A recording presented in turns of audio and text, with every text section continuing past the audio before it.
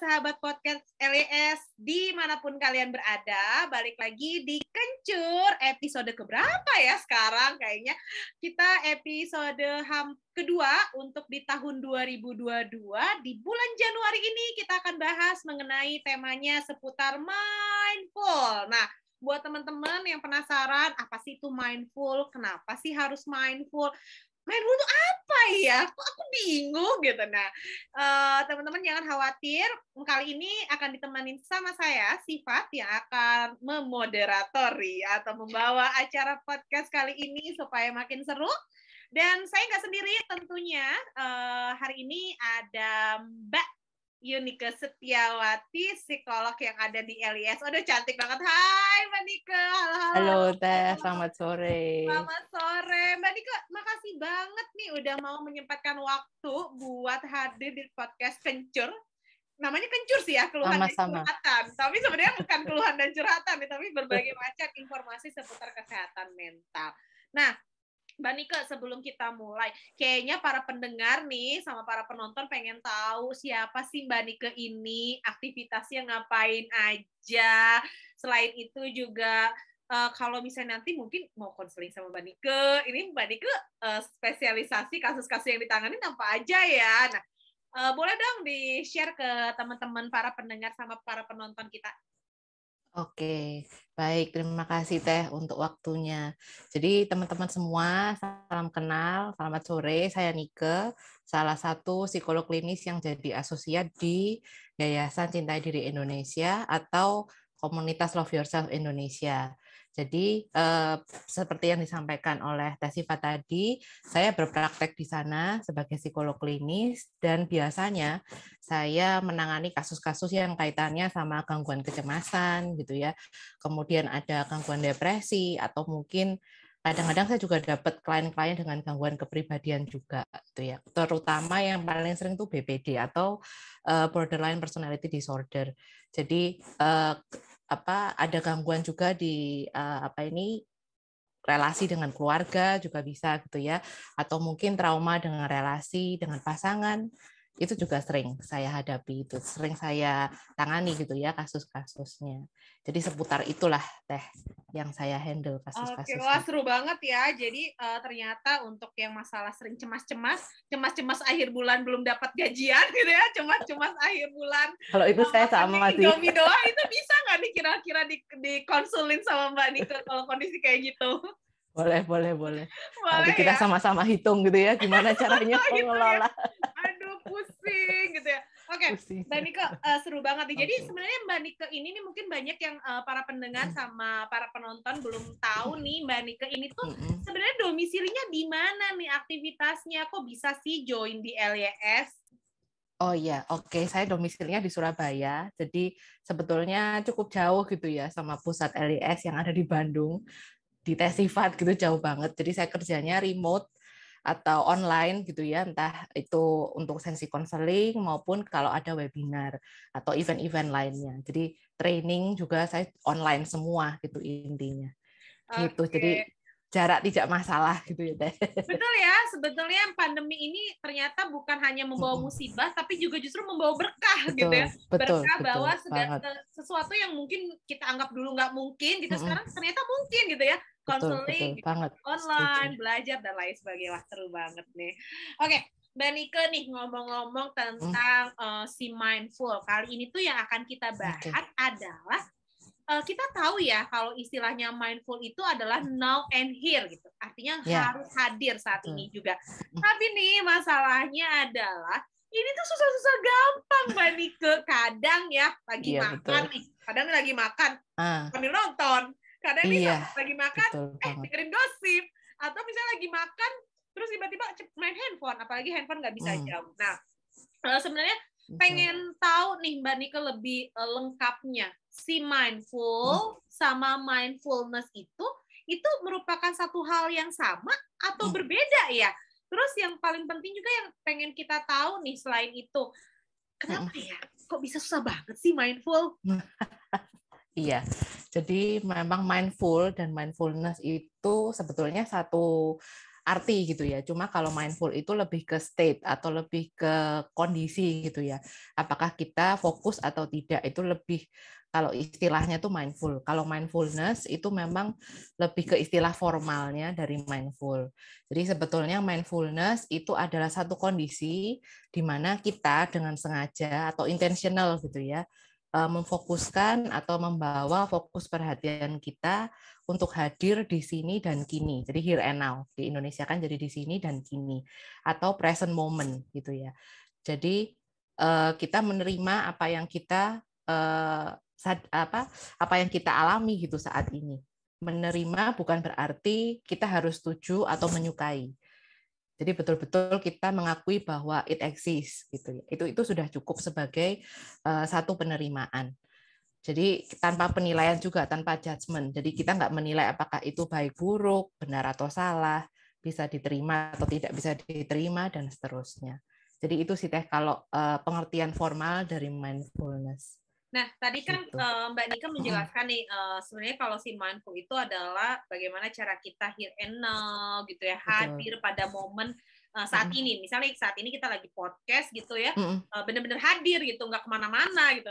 Nah, tapi masalahnya Mbak Nika, ini saya lagi podcast, lagi mikir, aduh kerjaan desain masih banyak belum dikerjain. Nah, ini susah banget ya, aku pengen mindful gitu ya. Nah, iya, mungkin bukan aku aja, tapi teman-teman di luar sana, para pendengar dan para penonton kita, itu juga merasakan hal yang sama gitu. Misalnya saya lagi kerjain sesuatu, aduh kepikiran jemuran, aduh kepikiran setrikaan, aduh kepikiran belum bayar utang, wah kayaknya banyak banget gitu. Nah, kira-kira apa sih kenapa orang bisa susah banget buat mindful nih kira-kira Mbak Nika?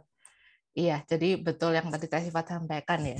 Kesulitan kita tuh karena kita terbiasa melakukan atau memikirkan banyak hal sekaligus di saat yang bersamaan. Jadi sebetulnya kalau dirunut lagi kesulitannya ada di akar ini gitu. Atau multitasking gitu ya istilahnya. Dan multitasking ini biasanya di masyarakat stigmanya positif gitu. Jadi kalau misalnya kita bisa multitasking, wah hebat nih, serba bisa gitu ya. Atau dalam waktu singkat bisa ngerjain banyak hal. Dan itu diapresiasi. Jadi akhirnya tanpa sadar kita juga ingin melakukan itu dan seperti melatih diri sendiri untuk bisa melakukan semua atau memikirkan semuanya dalam waktu yang bersamaan. Jadi itu kayak ambisi yang tidak terkatakan, tapi itu kita lakukan sebetulnya. Itu kayak saya banget gitu ya Mbak Nika. Gitu ya. Tapi itu PR semua orang sih. Itu sudah jadi kebiasaan hampir semua orang di dunia seperti itu. Jadi itu sebetulnya kayak dorongan dorongan hati gitu, ingin melakukan sesuatu secepat mungkin. Apalagi dunia sekarang sudah seperti ini gitu ya, zaman pandemi, semuanya online, semuanya bisa dilakukan secara bersamaan. Jadi makin menggoda kita untuk melakukan multitasking. Nah, padahal ketika multitasking ini dilakukan dalam jangka waktu yang panjang dan continue gitu ya, terus-menerus kita lakukan, at some point tuh bisa membuat kita breakdown secara mental maupun secara fisik karena lelah kan. Ketika kita melakukan multitask tuh semuanya jalan gitu ya, fisik iya, pikiran juga gitu, dipenuhi oleh berbagai macam tuntutan, kita berusaha handle itu semuanya sekaligus. Jadi itu pasti akan membuat kita lelah. Nah, saat kita lelah berarti itu menurunkan banyak fungsi secara tubuh. Fungsi tubuh kita juga menurun, fungsi mentalnya akhirnya juga kena gitu. Contohnya apa? Kayak daya konsentrasi kita pasti menurun. Kemudian kalau performa kita dalam mengerjakan sesuatu juga biasanya seringkali ada banyak kesalahan, error. Akhirnya ada error-error yang tadinya mungkin kita bisa hindari kalau kita fokus. Gitu. Jadi memang dampaknya sebetulnya lebih banyak yang negatif daripada positif gitu ya. Apalagi kalau itu akhirnya jadi habit kan, berarti terus-menerus ya dilakukan.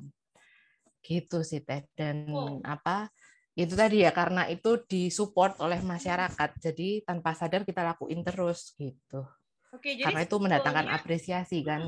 Iya, jadi justru sebetulnya Mbak Nika, mohon maaf jadi kepotong. Jadi sebetulnya justru multitasking itu adalah sesuatu hal yang harus kita kontrol ya, secara tidak langsung tuh betul. harus kita kontrol. Tapi karena adanya stigma atau kesalahpahaman masyarakat di luar sana, mengira bahwa multitasking adalah sesuatu hal yang amazing gitu. Wow, keren banget. Ya, powerful. Powerful Iya, kayak super power gitu ya. Padahal justru itu salah karena bisa jadi ketika multitasking itu terlalu di pressure terus menerus, maka akan membuat seseorang merasa lelah ya. Yang tadi bisa jadi mental breakdown atau mungkin bisa, kalau zaman sekarang bisa nggak sih masuk dalam kategori burnout, Mbak Nike? Bisa, betul. Ya? Istilahnya burnout, iya, betul. Masuknya betul ke dalam burnout ya. Burnout ini mentalnya udah nggak mau ngapa-ngapain dan lain sebagainya, terus juga badan jadi sakit dan lain sebagainya. Kayaknya itu saya juga pernah sih ngerasain ya. Oke, mungkin kayaknya para pendengar atau para penonton di luar sana juga pernah ngerasain. Nah, kali ini Mbak Nike sudah memaparkan kenapa sih jadi susah gitu ya untuk mindfulness ya, karena ternyata di masyarakat kita masih belum paham bahwa multitasking itu adalah sesuatu hal yang bisa jadi salah, berakibat fatal buat mental dan diri kita. Kalau misalnya itu terlalu mempressure dan terlalu membiasakan. Jadi tidak here and now seperti konsepnya dari si mindful itu ya. Betul banget. Nah, Mbak Nike, jadi kalau misalnya dari tadi yang Mbak Nike sampaikan supaya nggak multitasking banget nih ya, supaya bisa menikmati hidup dengan konsep mindfulness yang here and now, sebenarnya apa saja sih yang bisa kita lakukan buat si mindfulness ini? Oke, jadi untuk bisa mindful memang ada dua hal yang perlu kita lakukan gitu ya. Yang pertama, kita perlu membawa kesadaran kita secara penuh gitu di here and now, di sini dan kini. Itu yang pertama. Kemudian yang kedua, tidak memberi judgement atau tidak menilai gitu ya, apakah itu tadi benar salah, sesuatu yang bisa diterima nggak bisa diterima, baik buruk seperti itu. Jadi dua hal ini perlu kita latih gitu sebetulnya, dan itu bisa karena mindfulness itu skill, bukan sesuatu yang kita bawa dari lahir sebetulnya. Kalau itu skill berarti kita bisa pelajari. Jadi kadang-kadang di masyarakat juga cukup banyak gitu ya kesalahan atau misinterpretasi itu atas mindfulness, karena mindfulness itu seringkali disamakan dengan meditasi. Padahal sebetulnya mindfulness itu tidak hanya meditasi. Meditasi itu bentuk formal yang paling tinggi biasanya dari mindfulness. Jadi levelnya itu sudah level tinggi sekali. Dan ketika kita belajar di awal tidak harus mulai dari meditasi gitu. Kita bisa lakukan mindful atau mindfulness tadi dengan kita melakukan banyak aktivitas sebetulnya. Jadi misalnya nih kayak tadi yang Teteh singgung soal makan. Nah, ketika kita makan memang sebaiknya tidak sambil nonton gitu ya, atau bahkan disambi ngegame atau disambil scroll medsos gitu ya, tapi betul-betul kita fokus dengan makanan kita. Jadi hanya ada aku dan makananku gitu ya. Jadi semua indera kita itu diaktifkan ketika kita makan. Jadi saat misalnya nih kayak kita makan nasi goreng gitu ya, kita betul-betul lihat warnanya nasi goreng yang merah, kemudian mungkin ada telur ceploknya gitu ya, ada telur gorengnya di situ warnanya putih dan kuning. Nah, itu betul-betul kita lihat, kalau perlu kita sebutkan dalam hati. Oh, nasi gorengku warnanya merah nih. Ada kacang polongnya misalnya warna hijau dengan telur ceplok warna putih dan kuning. Kemudian aromanya yang harum ini tercium. Kemudian ketika kita mengangkat atau menyendok nasi gorengnya itu mungkin bunyi ting gitu ya, kayak sendok kita menyentuh piring. Lalu kita gigit kerupuknya juga terdengar suaranya tres gitu. Jadi betul-betul setiap tindakan kita atau aksi kita itu betul-betul semuanya on gitu, indera kita. Kemudian ketika itu masuk ke mulut, kita merasakan apa saja rasa yang kita rasain, itu juga mungkin disebutkan gurihnya, mungkin ada asinnya. Nah, dengan begitu kita sudah melakukan latihan mindfulness sebetulnya. Jadi nggak harus langsung ujuk-ujuk atau tiba-tiba latihan meditasi gitu ya, nggak harus seperti itu. Oke, jadi sebetulnya berarti meditasi itu adalah benar-benar level sangat tertinggi gitu ya, Mbak Nike ya buat ini. Betul, tapi kalau awal-awal mungkin kita menikmati menikmati nasi goreng kita, makanan kita, martabak kita. Tapi Mbak Nike, kayaknya urutan yang tadi Mbak Nike kasih itu tuh agak berat ya buat para pendengar sama. Oke, ini saya lagi makan kerupuk kriuk. Nah, ini kan justru gimana ya? Justru kayak lucu ya. Iya, justru karena mungkin teman-teman kita di luar sana belum terbiasa dengan mindful ini, bunyi sendok lah kita ganti warna itu kayaknya berat banget ya. Kayaknya aku makan aja gitu ya. Nah, apa sih latihan yang paling sederhana untuk misalnya betul sih tadi kan here and now dengan kita menikmati setiap makanan kita, jangan disambi atau kalau kita nonton juga jangan sambil main handphone dan lain sebagainya. Minimal ngobrol juga kita here and now gitu. Saat ini ada kalau ngobrol. Betul. Nah, tapi masalahnya adalah kadang nih Mbak Nike, saya udah tekad nih. Tiap 5 menit sekali saya mindful dengan cara yang Mbak Nike kasih. Tapi kadang mindfulness itu kok bisa jadi gagal ya Mbak? Kenapa ya? Kira-kira? Nah itu. Karena biasanya sih kalau dari pengalaman kan saya dan juga saya sendiri karena saya juga berusaha gitu ya menerapkan mindfulness itu karena kita sudah terlalu terlalu familiar gitu dengan distraksi. Jadi saat ada distraksi atau mungkin ada gangguan yang mengganggu fokus kita langsung berespon gitu sama distraksinya. Nah, menurut saya godaan di kita merespon distraksi itu yang betul-betul kita perlu aware gitu ya. Nah, makanya salah satu tujuan mindfulness adalah meningkatkan awareness. Jadi kita juga bisa merespon apa yang ada di luar, tapi kita juga tetap menyadari gitu apa sih yang terjadi di dalam diri kita. Jadi ketika kita sudah sadar, aku mulai merespon hal selain apa yang aku kerjakan saat ini, padahal itu sebetulnya sesuatu yang lewat begitu aja, tapi itu mengambil perhatian kita gitu. Kayak tadi misalnya kita makan, lalu ada orang yang ngobrol di dekat kita, terus perhatian kita teralih. Nah itu sebetulnya kita juga sudah mulai tergeser gitu dari mindfulness. Dan saat itu terjadi sebetulnya nggak apa-apa ya, kita nggak perlu terlalu keras juga sama diri sendiri terus jadi aduh gagal lagi gitu. Jadi nggak apa-apa ya, itu memang terjadi gitu ya, itu sesuatu yang sangat manusiawi karena kita sudah terbiasa sekali dengan multitasking tadi. Jadi nggak apa-apa kita geser aja ketika kita sadar, iya perhatianku mulai teralih nih, itu digeser lagi perhatiannya atau fokusnya ke latihan yang tadi sudah kita lakukan gitu. Oke, Mbak Nike, kalau misalnya tadi yang disampaikan sama Mbak Nike itu mungkin nggak sih karena kita terlalu fokus, itu apakah kategorinya juga mindful? Kalau misalnya kita terlalu fokus gitu ya, terlalu fokus apakah itu masuknya kategori mindful? Karena menurut saya pribadi gitu ya, kayaknya kalau fokus-fokus banget juga kayaknya oke, kita fokus sama makan. Ada gempa nggak kerasa karena kita fokus makan. Nah, itu kan agak bahaya juga ya kalau kayak gitu karena terlalu fokus. Nah, sebenarnya si mindful itu kayak gimana sih konsepnya? Apakah benar-benar harus full 100% fokus atau justru ya kita juga sadar dengan sekeliling kita gitu? Sebetulnya memang perlu tetap sadar ya, karena awareness itu bukan hanya melulu di satu aktivitas. Cuma kalau memang latihannya bentuknya formal, mungkin itu yang bisa kita lakukan. Jadi supaya kita bisa betul-betul fokus di here and now saat beraktivitas. Tapi sebetulnya ketika kita sudah bisa punya skill mindfulness itu, radar kita tuh kayak bisa aware gitu. Kita bisa tetap fokus sama tugas, tapi radar lainnya tetap jalan gitu ya di sekitar kita. Jadi kita tetap ngeh sama apa yang terjadi di sekitar kita juga. Jadi misalnya kayak tadi yang Teh Sifat sampaikan, ada gempa gitu misalnya. Nah itu kita juga aware, iya ini perlu distraksi yang perlu saya perhatikan gitu ya. Bukan hanya distraksi yang lewat begitu aja. Memang ini perlu saya beri atensi gitu. Oke, jadi memang distraksi itu justru harus ada atensinya tersendiri juga ya, Mbak Nike? Iya, betul. Jadi kayak kita punya radar, yaitu awareness. Jadi kita bisa ngeradar di sekitar kita. Radarnya itu jalan dua arah. Satunya ngeradar di lingkungan eksternal, di luar diri kita. Satunya radar di dalam diri kita juga gitu. Jadi dua-duanya sama-sama on dan sama-sama jalan bersamaan. Itu sih sudah sudah indikator atau tanda bahwa kita sudah mulai bisa mindful gitu.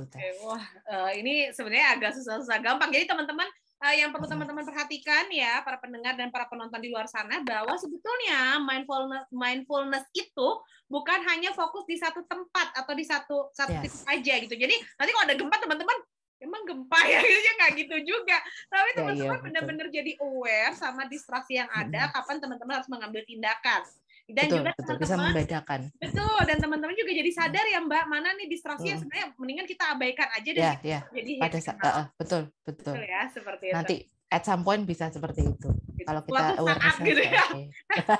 Mbak Nika, sudah oke belajar mindfulness ini tuh ada durasi berapa lama sih untuk bisa benar-benar mindfulness? Apakah hitungannya sebulan, 2 bulan, atau mungkin bisa bertahun-tahun gitu, kayak aku bertahun-tahun kok kayak bahasa Inggris aja Mbak Nika, kayak bertahun-tahun belajar bahasa Inggris kok nggak bisa ya gitu. Si mindfulness ini tuh gimana? Apa sama nggak ya kayak bahasa Inggris gitu?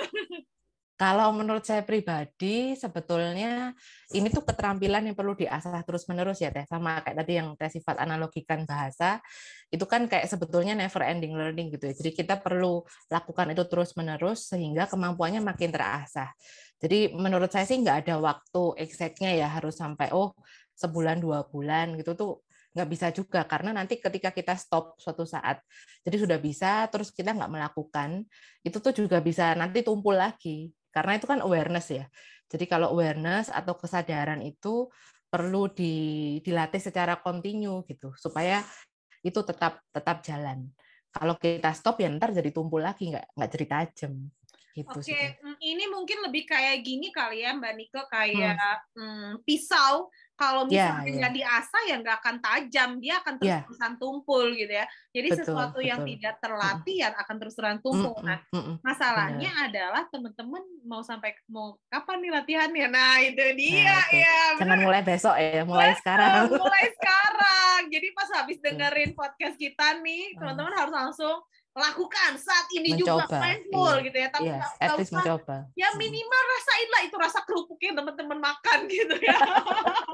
Iya, cuma asal telan ya. Iya, yang jangan asal telan atau apalagi buru-buru gitu ya. Iya, betul. Mbak Nike, terakhir nih sebelum kita masuk ke closing statement, kira-kira menurut Mbak Nike sebenarnya apa sih indikator yang ingin kita capai dari si mindful ini? Kadang kan misalnya, oke, saya udah dengerin podcastnya LES nih, harus mindful. Tapi apa ya indikator? Jadi maksudnya buat apa ya gitu?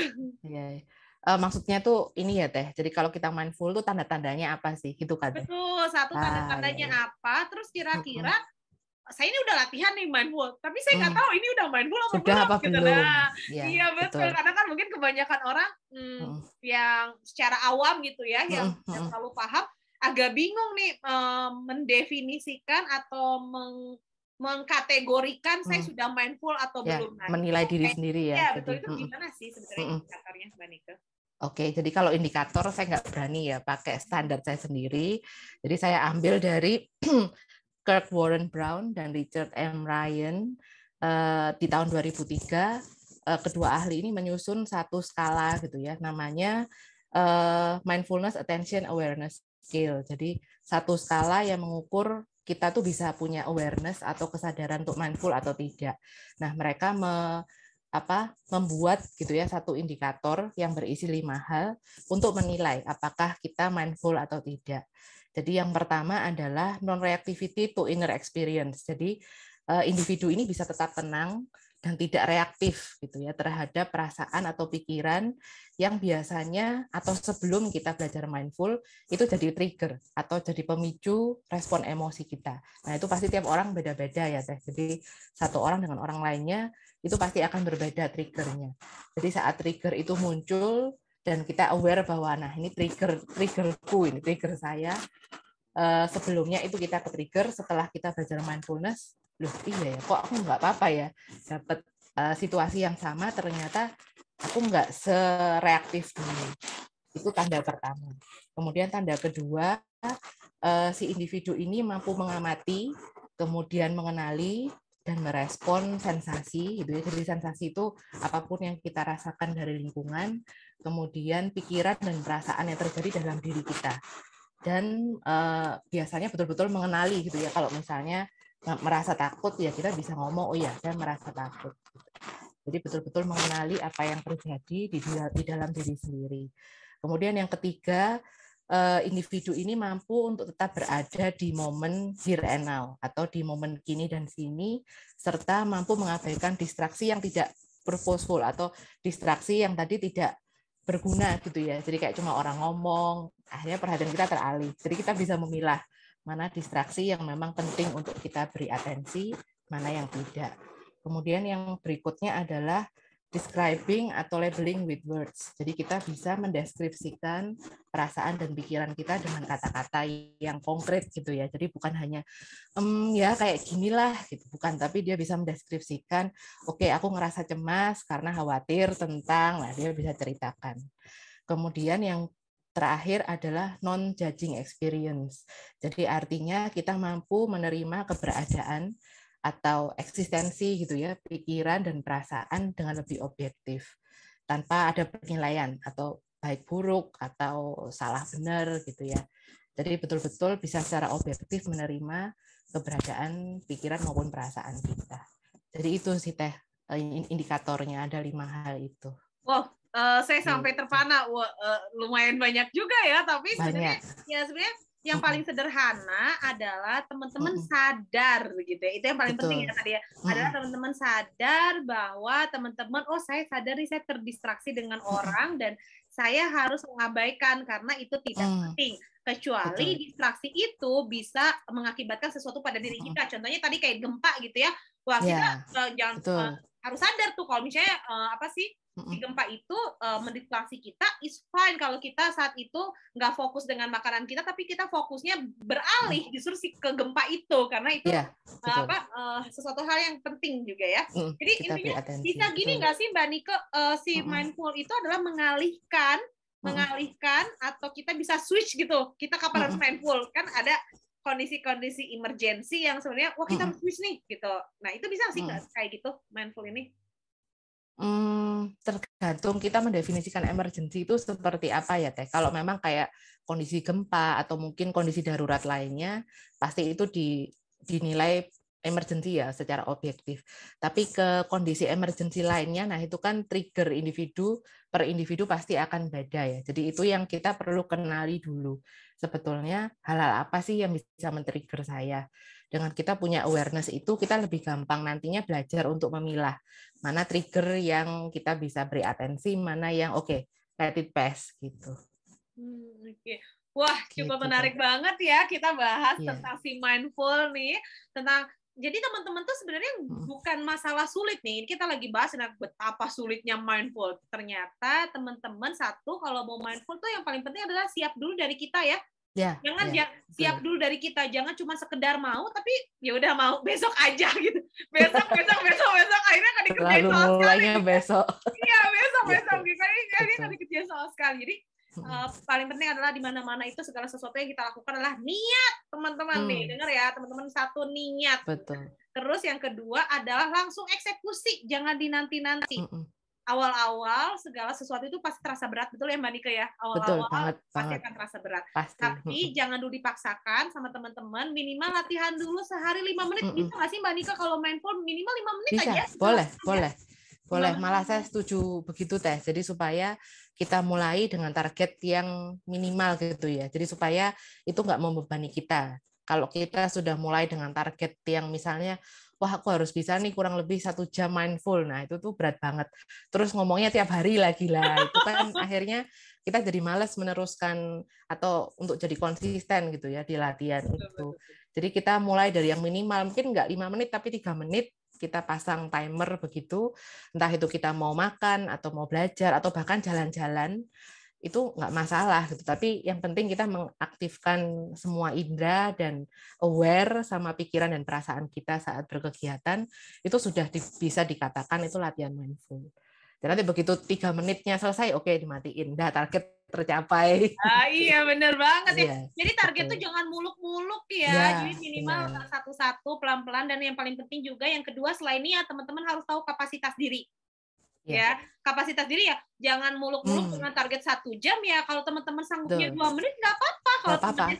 Kalau temannya 1 jam, kamu 2 menit is fine. Tapi setidaknya kamu sudah mencoba dan melakukan itu dengan konsisten. Karena nanti waktu akan bertambah ya, jumlah durasi mindfulnya tuh nanti akan bertambah dengan sendirinya. Gitu ya. Kalau kita happy pasti kita mau ningkatin waktunya dengan sendirinya gitu biasanya. Wah, seru banget ya. Hari ini kita bahas kenapa susah mindful. Jadi bagaimana cara kita supaya bisa mindful dengan baik. Nah, teman-teman, semoga podcast kali ini teman-teman mulai lebih paham lagi tentang mindful, karena kita masih ada 2 lagi nih tema tentang mindful yang akan terus dibahas di podcast di bulan Januari, karena bulan Januari fokus kita adalah ngebahas tentang si mindful ini sendiri, mindfulness atau mindful ya.